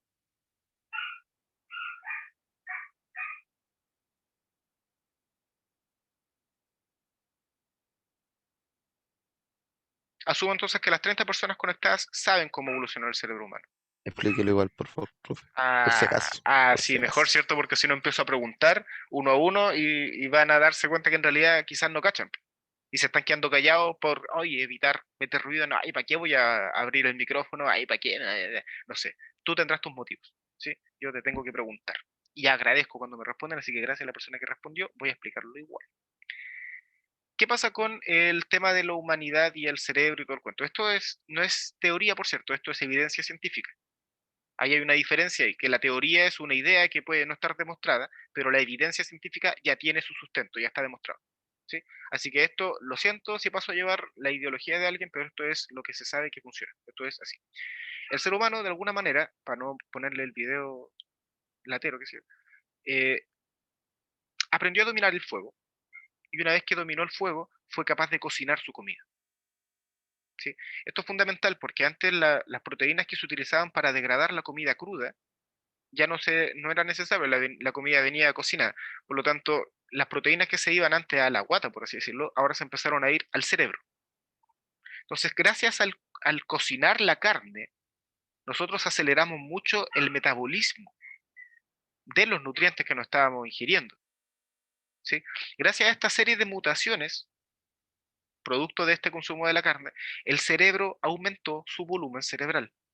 Esto es así de simple. Fuego, cocinamos la carne, es como un Jorge Zabaleta ahí asadito del mundo primitivo, y el cerebro creció en volumen. Bien, esto imagínate, ¿qué pasa si tu casa de repente le haces una ampliación de 5 pisos por arriba y tienes más piezas? Eventualmente vaya a tener una pieza para dibujar, una pieza para hacer cualquier cosa, pieza para hacer no sé.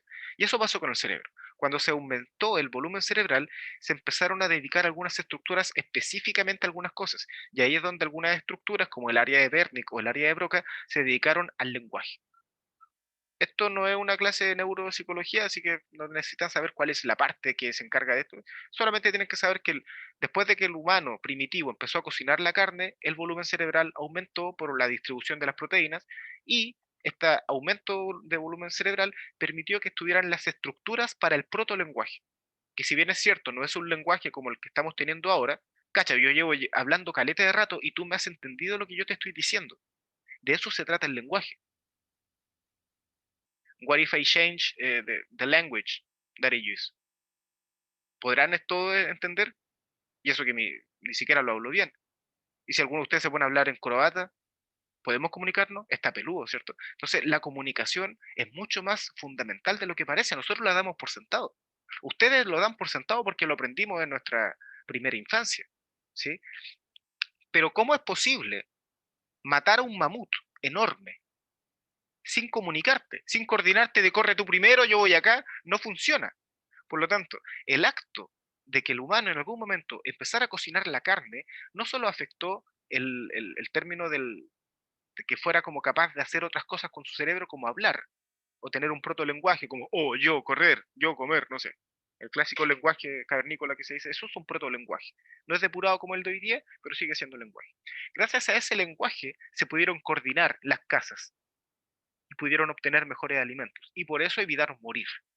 Así de simple. Cerebros más grandes, cerebros multifuncionales, protolenguaje, coordinación, mejores casas y evitaron morir. Así de simple. ¿Bien? Entonces, las sociedades que no se murieron, esto es importantísimo, tú sigues vivo, pero lo dais por sentado, pero antes no era así. Tú hoy en día tienes un techo dado por sentado, pero antes no era así, no siempre fue así. Y de hecho, hay mucha gente que no lo tiene por sentado, sigue siendo así. Pero bueno, antes era de otra manera. Tienes comida, tienes techo, pero antes no era de esta forma. Sobre todo en el mundo primitivo. Por lo tanto, el cómo pudieron transmitir el conocimiento a las siguientes generaciones fue lo que marcó la diferencia también. Al ser capaz de comunicarme, yo te puedo decir, ten cuidado que mañana va a llover, y tú sabes que mañana va a llover. ¿Cachai? Y así, el conocimiento que se tenía de este pescado se come, así se hace una casa, así estas plantas son venenosas, estas no, ese conocimiento fue pasando de generación en generación. ¿Sí? Porque damos por sentado que la humanidad apareció. ¿Sí? Y lo más viejo que nuestros comunes mortales cerebros recuerdan de civilizaciones, Sumeria, Mesopotamia, Egipto, la India, China, qué sé yo. Pero antes de eso hay una serie de cosas que ocurrieron. Y habían humanos también. Y eran mucho más brutalmente evolucionados de lo que nosotros pensamos. Nosotros pensamos que el cavernícola anterior era torpe, y no es así, por favor. Así que permítanme mostrarles un pequeño video de qué pasó antes The de la world we historia. live in feels normal, ordinary. It feels like this is just how humans exist and always exist. Ya, perdón. ¿Están todos viendo esto, verdad? Para cambiar el subtítulo.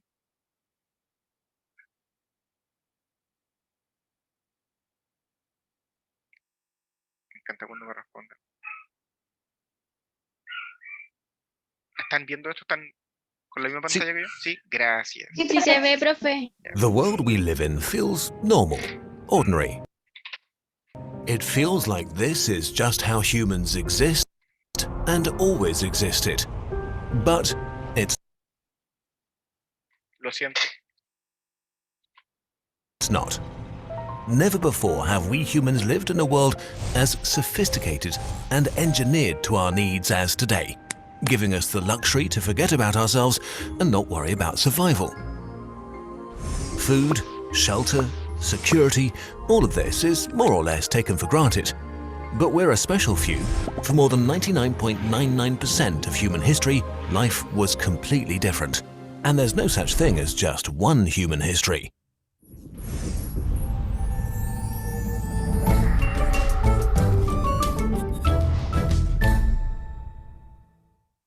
Our story begins 6 million years ago, when the tribe of Hominini split and our relationship with the apes ended.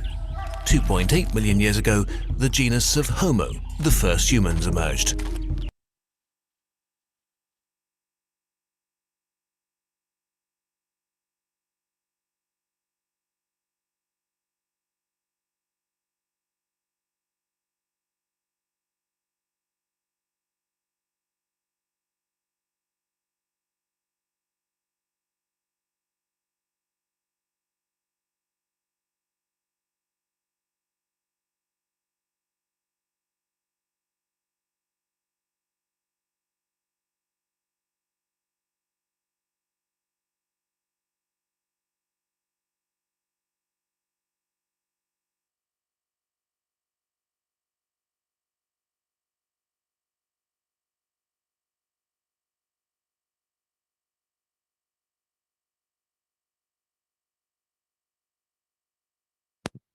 Lo siento, estaba muteado, ¿no?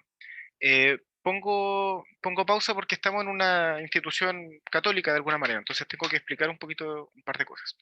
Lo que les estoy mostrando ahora es evidencia científica de acuerdo a la antropología moderna. La antropología es la ciencia que se encarga del estudio de la humanidad en términos cultural, ¿sí? Y sobre todo el hallazgo de evidencia fósil que pueda explicar un poco cuál es la historia real que ha seguido la humanidad desde los primeros datos que tenemos. Entonces lo clásico es que lo más simple para el humano, y esto es como la mentalidad infantil con la cual juegan los medios de control, es la polarización. Además que conocen el proceso de polarización, si tú jugáis algo de Blizzard es como te hacen elegir entre un bando o el otro. Tú eres horda o eres aliada, o eres Zerg o eres Terran, o eres apruebo o eres rechazo, o eres de izquierda o eres de derecha. Y eso se llama polarización. Es una ilusión para que tú tomes un bando, finalmente. En realidad se trata siempre de un equilibrio de ambos puntos. Eso siempre se trata de un buen balance. Jeremy, no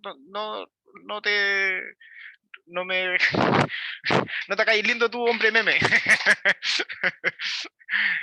Aguante la orden. Entonces, mentira, loco, Jeremy, te quiero mucho. Un abrazo. Besitos. Entonces les decía lo siguiente, de que esto es evidencia científica de la antropología. ¿Bien? Hemos logrado traquear datos, pero en el tiempo también estos datos se van cambiando, ¿sí? No es como que, oh sí, el hombre viene del mono, loco, puta, eso es súper torpe, porque hay monos que siguen estando ahí y no son humanos, ¿cachai? Entonces, esto es mucho más complejo que simplemente decir, no, es que el hombre viene del mono, que somos monos, no, loco, no. De hecho hay un capítulo de South Park, donde la señora Garrison se conoce a un creacionista, o sea, un evolucionista, perdón. A propósito, si les gusta South Park, exquisito capítulo. Pero bueno, a lo que voy. Esto es evidencia, y la evidencia científica no debería por qué pasar a llevar ideas espirituales, ¿sí?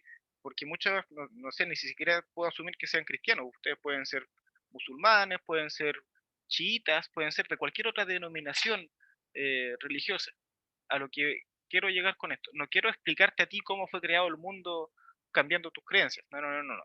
Solamente te estoy diciendo qué es lo que hemos encontrado como evidencia científica en términos de la humanidad. Y aunque parezca una lectura súper burda de lo, el humano viene del mono, no, loco, es mucho más complejo que eso, y hay algo llamado evolución, por cierto, ¿sí? Y que, no sé, que tengáis los pulgares como los tienes, y que seas capaz de entender esto, y que seas capaz de desarrollar religión, es producto precisamente de la mutación y de la evolución en sí. El acto mismo de pensar es producto de la evolución. Esto es paradójico, porque tú podrías, producto del acto de la evolución, pensar, y gracias a tu pensamiento decir, no, la evolución no existe. Pero bueno, a eso me refiero con que esto es evidencia. Da lo mismo cuánto pelees con eso. Esto es. ¿Bien? A propósito. We like to think of ourselves as the only humans, but this is far from the truth. When we, Homo sapiens sapiens, came into existence 200,000 years ago, there were at least 6 other human species around. Cousins of comparable intelligence and ability, which must have been incredibly scary, kind of like living with aliens. Some of them were very successful. Homo erectus, for example, survived for 2 million years, 10 times longer than modern humans have existed. The last of the other humans disappeared around 10,000 years ago. We don't know what caused them to die out. modern humans have at least a few percent of Neanderthal and other human DNA, so there was some mixing, but certainly not enough to be a merger between species. So we don't know if our cousins went away because they lost the battle over resources or because of a series of minor genocides. Either way, only we remain. Back to the beginnings of humanity. 2.8 million years ago, early humans used tools but did not make a lot of progress for nearly 2 million years. Until they learned to control fire. Fire meant cooking, which made food more nutritious, which contributed to the development of our brain. It also produced light and warmth, which made days longer and winters less gruesome. On top of that, it not only scared predators away, it could also be used for hunting. A torched wood or grassland provided small animals, nuts and tubers that were pre-roasted. From 300,000 years ago, most of the different human species lived in small hunter-gatherer societies. They had fire, wood and stone tools, planned for the future, buried their dead, and had cultures of their own. But most importantly, they spoke to each other, probably in a kind of proto-language less complex than ours. If we had a time machine, how far would we be able to go back, steal a few babies, and raise them today without anyone noticing that they're a bit different? There is much debate. Anatomically modern humans emerged 200,000 years ago, but probably 70,000 years is as far as we could travel back and still snatch a behaviorally modern human.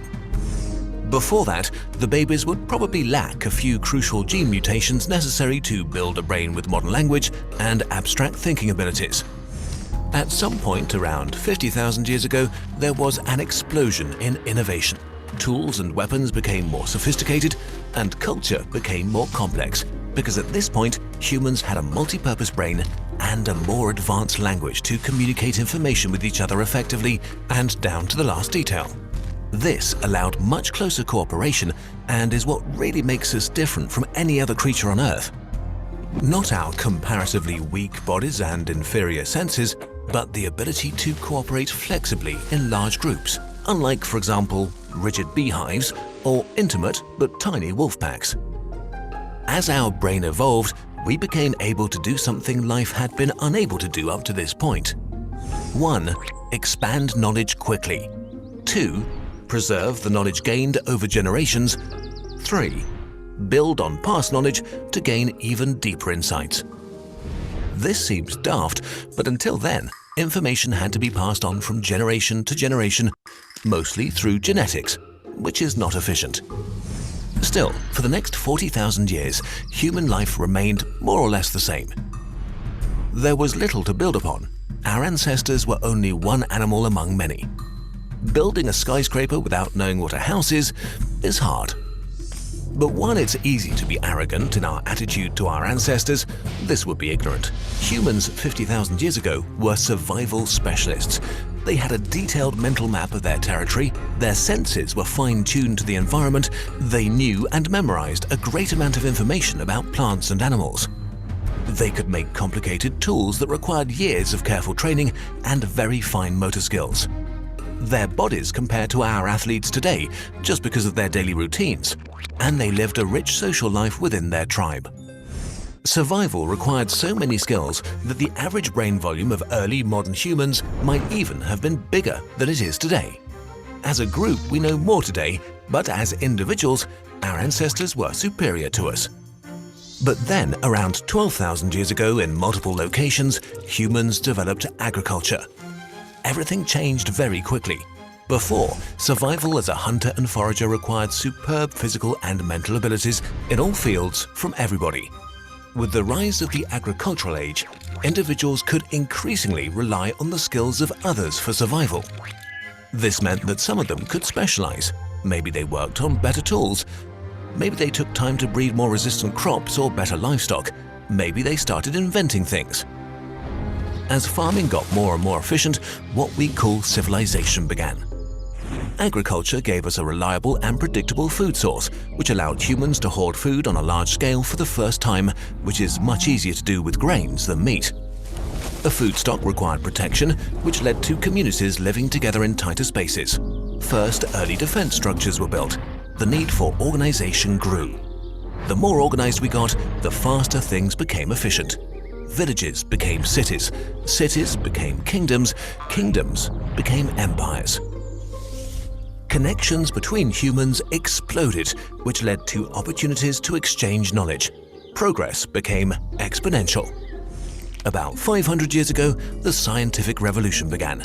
Mathematics, physics, astronomy, biology and chemistry transformed everything we thought we knew. The Industrial Revolution followed soon after, laying the foundation for the modern world. As our overall efficiency grew exponentially, more people could spend their lifetime contributing to the progress of humanity. Revolutions kept happening. The invention of the computer, its evolution into a medium we all use on a daily basis, and the rise of the internet shaped our world. It's hard to grasp how fast all of that happened. It's been about 125,000 generations since the emergence of the first human species. About 7,500 generations since the physiologically modern human saw the light of day. 500 generations ago, what we call civilization began. 20 generations ago, we learned how to do science. And the internet became available to most people only 1 generation ago. Today, we live in the most prosperous age humanity has ever experienced. We have transformed this planet, from the composition of its atmosphere to large-scale changes in its landscape, and also in terms of the other animals in existence. We light up the night with artificial stars and put people in a metal box in the sky. Some have even walked on our moon. We put robots on other planets. We've looked deep into the past of the universe with mechanical eyes. Our knowledge and our way of acquiring and storing more of it has exploded. The average high school student today knows more about the universe than a scholar a few centuries ago. Humans dominate this planet, even if our rule is very fragile. We are still not that different from our ancestors 70,000 years ago, but your lifestyle has existed for less than 0.001% of human history. From here on, there's no saying what the future holds for us. We're building a skyscraper, but we're not sure if it's standing on a solid foundation or if we're building it on quicksand. Let's leave it with that for now. The next time you miss your train, your burger is not hot enough, or someone cuts in line, remember how special this made-up human world is. Maybe it's not worth being upset about all those little things.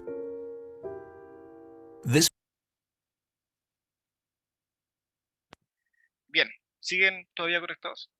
¿Siguen allí? Excelente. Bien, hasta este punto, ¿qué es lo que me interesaba que vieran de acá? Básicamente que el cerebro humano no siempre ha sido así, y que lo que entendemos nosotros hoy día por humano moderno, con la tecnología moderna, con la socialización y los procesos humanos y con todo lo que nosotros entendemos, instituciones, tecnología, etcétera, no siempre ha sido así, y que tiene un origen todo esto, y que de alguna manera podemos traquear el origen, podemos buscar un poquito más atrás y podemos encontrar datos. Eso ya se ha hecho. Otra cosa que quería destacar con esto es el espíritu de la humanidad, en términos de que la humanidad es el animal más grande. Y nosotros como células de la humanidad vamos nutriendo, somos parte, nos comportamos como una célula y como un universo a la vez. A propósito, que les venía diciendo eso del inicio de la clase. Y eso a propósito de la historia de la humanidad, muy brevemente, porque yo no puedo asumir que ustedes tengan ramos de antropología y esas cosas como de conocimiento general en algunos aspectos como de, no sé, ciencias sociales. Así que eso, ahí está la historia de la humanidad en breve. De forma muy breve, esto no lo voy a hacer. No. Preguntas, esto no lo vamos a hacer en grupo, pero esto tenemos que saberlo y se lo voy a ir diciendo ahora. La salud, si tú lo buscas en la OMS, te va a salir como una definición bien completa. La salud no es solamente la ausencia de la enfermedad, porque lo clásico es que uno dice, ¿qué es la enfermedad? La ausencia de salud. ¿Y qué es la salud? La ausencia de enfermedad. Bueno, nos pisamos un poco la cola con esa definición. La idea es que esto lo veamos como para generar la duda, porque el conocimiento viene ahora bien condensado, no los voy a hacer pensar a ustedes, sino que les voy a entregar la información directa. ¿Por qué se produce la enfermedad? Hay una serie de factores que siempre intervienen en esto. ¿Y cuál es la relación entre la psicología y las enfermedades? Eso es lo que vamos a ver durante el semestre. La introducción de psicología del día de hoy era más bien a la disciplina de la psicología, de qué somos, cuál es la historia de la psicología en términos de la disciplina, Pero finalmente lo que me importa a mí es llegar a la psicología de la salud. Y llegar a la psicología de la salud para ustedes enmarcarlos en un modelo de trabajo. Me explico. ¿Qué es el modelo biomédico? ¿Hay alguien de aquí que me puede explicar lo que es el modelo biomédico o la diferencia del modelo biomédico y del modelo biopsicosocial? 8 segundos para esto. ¿Hay alguien que pueda hacerlo? 8.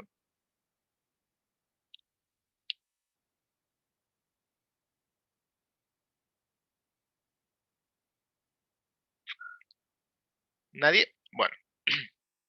¿Qué es la psicología? Hoy día ya les dimos algo de solución a esto. Una disciplina que estudia los procesos, tanto en pequeña escala o en gran escala. ¿Cuál es el rol del psicólogo? Va a depender del área. ¿Se acuerdan que vimos que habían hartas áreas de trabajo? Depende del área del cual sea. ¿Cuál es el rol del tecnólogo médico? Este rol tú lo entiendes a lo largo de tu carrera y de tu formación. Yo no te puedo decir cuál es el rol del tecnólogo médico, pero sí podemos conversar respecto de esto. Y el rol tuyo se interlaza con el rol del psicólogo porque somos profesionales de la salud y hay algunos principios que son iguales para ambos. ¿Bien? Entonces, a lo que voy, el psicólogo y el tecnólogo médico o cualquier profesional de la salud es un elemento del ambiente. Tú eres así como un mueble más de la clínica o del lugar donde vaya a trabajar. Entonces el usuario viene y tú eres también un elemento del ambiente. Y si tú entiendes algunos principios de psicología, como por ejemplo, no sé, sonríe al recibir a alguien, puede hacer que tu participación como elemento del ambiente sea más positiva y que altere positivamente las variables psicológicas de la enfermedad. ¿Bien? Pero bueno, lo importante de esto acá es entender la diferencia del modelo biomédico y el modelo biopsicosocial. La definición de salud. La salud es el completo bienestar físico, mental y social, no simplemente la ausencia de enfermedad o afección. Es un completo bienestar físico, mental y social. ¿Bien? Ahora, ¿por qué digo que esto está descontextualizado, que es poco operacionalizable? Porque ¿cómo entiendes tú en tu trabajo esto? ¿Cómo lo lleváis tú a tu trabajo diario? ¿Cómo aplicas tú la definición de salud en tu trabajo diario? Por eso digo que es poco operacionalizable, muy abstracto. ¿Sí?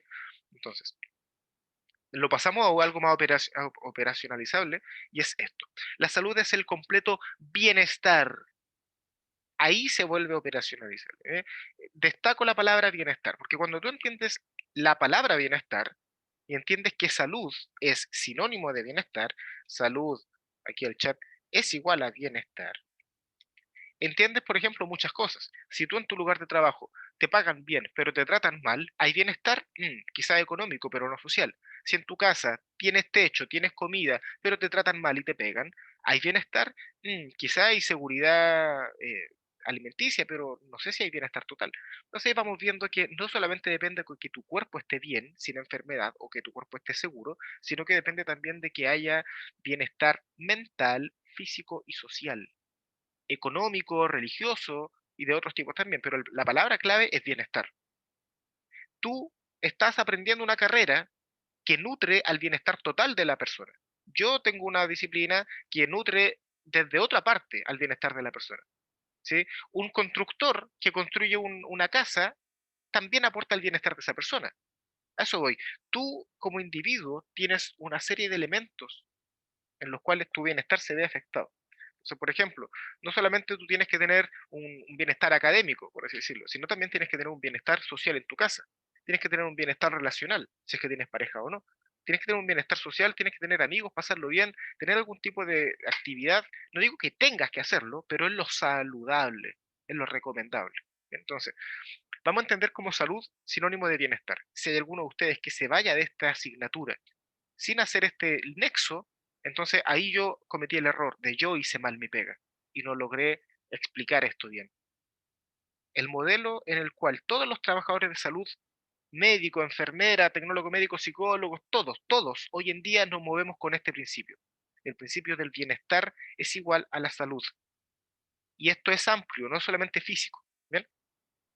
Entonces este bienestar lo podemos llevar de pequeña escala a gran escala. Esta imagen ya es vieja, un Gangnam Style del año 2013. Ahí se cae el carnet. Pero funciona para lo que quiero explicar ahora.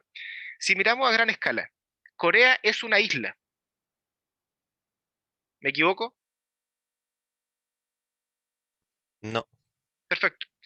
Es una isla, por lo tanto, qué tan lejos está Norcorea de Sur Corea? Están al lado, ¿verdad? Sí, Claro que sí, gracias por esa respuesta. Me gusta ese rebote, ese ping-pong. Entonces, estando al lado un país del otro, o sea, un país, claro, son países distintos, tienen administraciones diferentes. Norcorea tiene una sola internet y tú no tienes, y creo que si tú votas por alguien que no está, que no es no sé, por el emperador que esté ahí de momento, tienes que poner así como tu dirección y por qué estáis votando que no. Entonces, es muy fácil hacer persecución política ahí. Y la dictadura de Norcorea es severísima, es durísima. Y nosotros no estamos tan lejos, por cierto, pero tenemos la ilusión de que estamos distintos. Y por lo tanto en Surcorea, no por lo tanto, pero y por su lado, en Surcorea tienen otro rollo. No es una dictadura. ¿Cachai? Mientras en Surcorea se puede generar algo como el Gangnam Style el año 2013, en Norcorea tú no tienes derecho ni siquiera a manifestarte diferente a lo que piensa el gobierno. Me doy a entender con eso de bienestar. La gente de arriba puede que tenga salud física y puede que la gente de abajo también. Puede que estén vivos, pero ¿están realmente bien? Su bienestar puede ser medido solo si están enfermos o no. Es una pregunta real. No. No, por cierto. No, porque el bienestar es mucho más amplio que eso. ¿Sí? Tú puedes estar en una. Tú puedes ser, no sé, para que no dar un ejemplo tan específico. Ponte tú, no sé, familias, esposas, esposos. Para no hacerlo con diferencia de género, pero bueno, ya lo voy a tener que hacer descriptivo nomás. La descripción chilena y latinoamericana y la gran parte del mundo, como tiende a ser una lógica machista, que sé yo, donde la gran mayoría de las veces la madre, la dueña de casa, no sé si entienden o no sé si les suena estos eventos de violencia doméstica, donde las mujeres no salen de ahí por miedo a, chuta, es que voy a quedar sola, tirada, qué sé yo, y aquí al menos me están manteniendo. ¿Les suena eso? ¿Han escuchado ese tipo de situaciones? sí, Sí, perfecto. Esa persona quizás no tiene fiebre, pero ¿puedo decir que su bienestar está alto? no. No, po, Para nada. para nada. Y es por eso que muchas veces se dice es que el mundo está cambiando, bla, bla, bla. La educación hace no tanto tiempo está integrando el modelo de salud mental a la educación. Antes se centraba solamente en que el profesor enseñara. Ahora se centra en que el alumno aprenda, perdón. Son modelos distintos. Antes era un modelo directamente centrado en lo tecnicista. Tú tienes que aprender el conocimiento duro, el conocimiento práctico. Hoy en día, además del conocimiento sabio y el conocimiento práctico, tienes que saber actitudes y valores. Y esas cosas también se miden, por cierto. Un modelo de competencia, la Universidad Católica funciona como modelo de competencia. Yo, además de evaluar que usted sepa el conocimiento y que sepa la práctica del conocimiento, también evalúo que usted tenga la actitud adecuada y que tenga los valores adecuados. Entonces, Jeremy, sorry, aquí te voy a ocupar de ejemplo, yo te lo digo con amor de la vida, pero si yo fuera un profesor distinto, por ejemplo, otra persona diferente, qué sé yo, podría evaluar totalmente negativo el acto de la semana pasada, por una, no sé, por una pasada de límite, ya, tómalo como queráis, pero podría evaluar la actitud, además del conocimiento. Antes importaba solamente que tú supieras las cosas. Hoy en día da lo mismo que si eres buen profesional, no vas a ser mejor profesional de lo que eres como persona. A eso es lo que voy. ¿Cachai? Claro, la participación y todo el cuento, sí, pero ¿de qué tipo? Pues si yo participo en clase gritando todo el rato, también estoy participando, pero ¿es positiva la participación? No sé. ¿Es atingente? No sé. ¿Es adecuada? No sé. Esas otras cosas. ¿Hay respeto a la figura del profesor? No sé. Yo me la habría pensado 2, 3 veces en hacer un meme y mostrárselo a mis profes en su momento. A eso me refiero.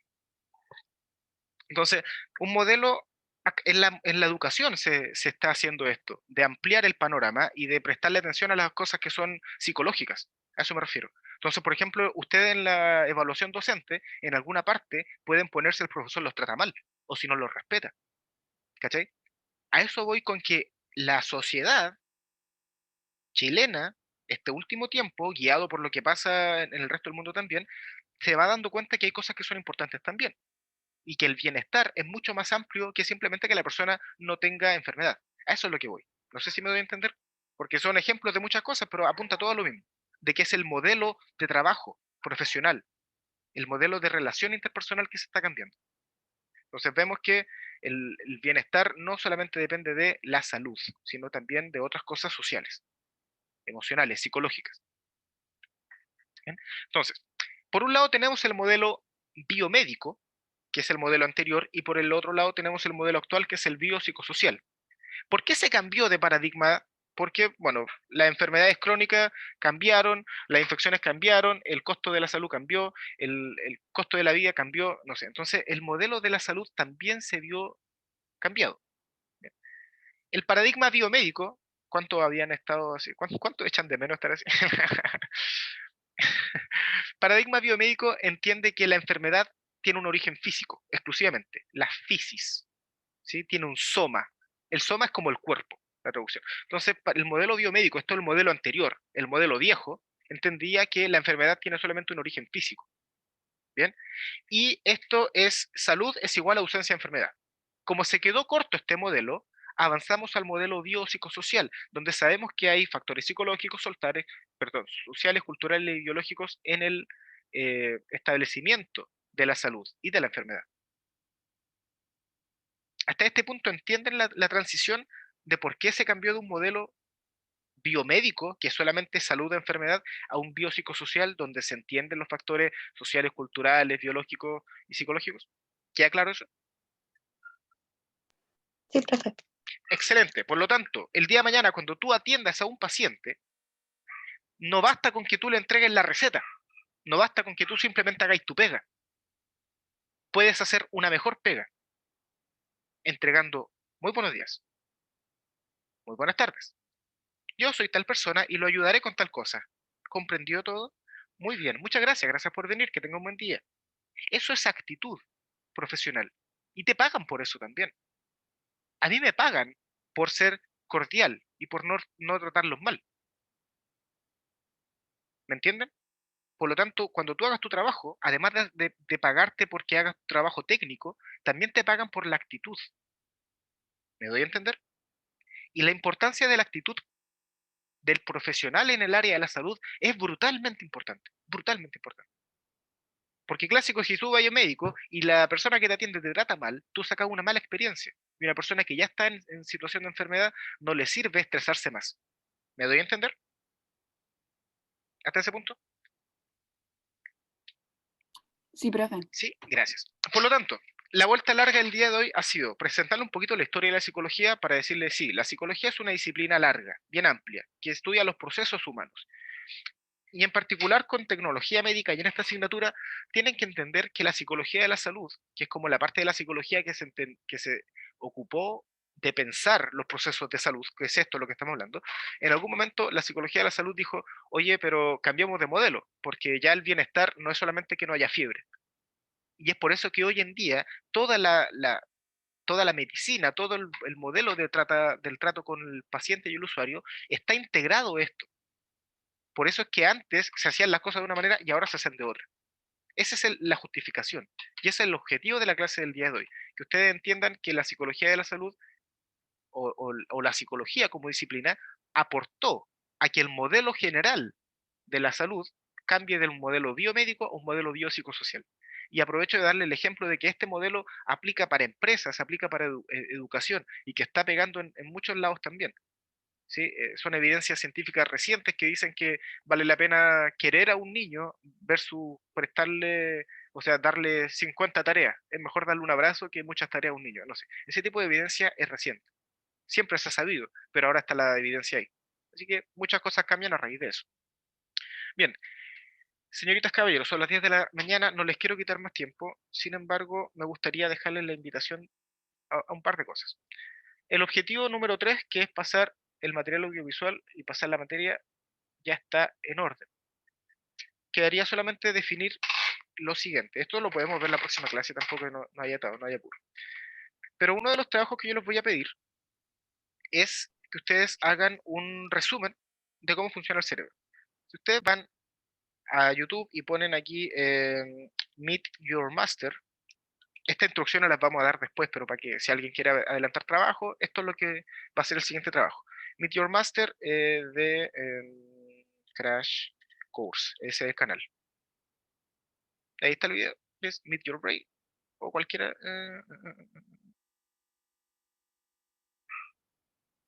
Sí, cualquiera de los dos creo que funciona. Es de hecho el Nearly mismo. 1800s German Aquí hay subtítulos en español, qué sé yo, ya bla, bla, bla, pongámoslo en estonio. Y la idea de esto es que durante el video te va mostrando cuáles son los 3 pisos del cerebro, que el cerebro tiene 3 pisos. Primero como la parte más vieja, después tiene como el sistema límbico, la parte emocional, y al final tiene lo que se conoce como la corteza. Son tres estructuras distintas con funciones distintas. Entonces lo que yo les voy a pedir en el trabajo es que me hagan como 3 pósters con rotulaciones. Como esa misma imagen me pone tal cosa para que sirve tal cosa. Me tienes que ir anotando eso. Eso es uno de los próximos trabajos que vamos a hacer. Así que eso sería un algo. Ya, chiquillos, voy a dejar de grabar en este momento. Esto sería el finalizar de la clase. Denme un segundo. Y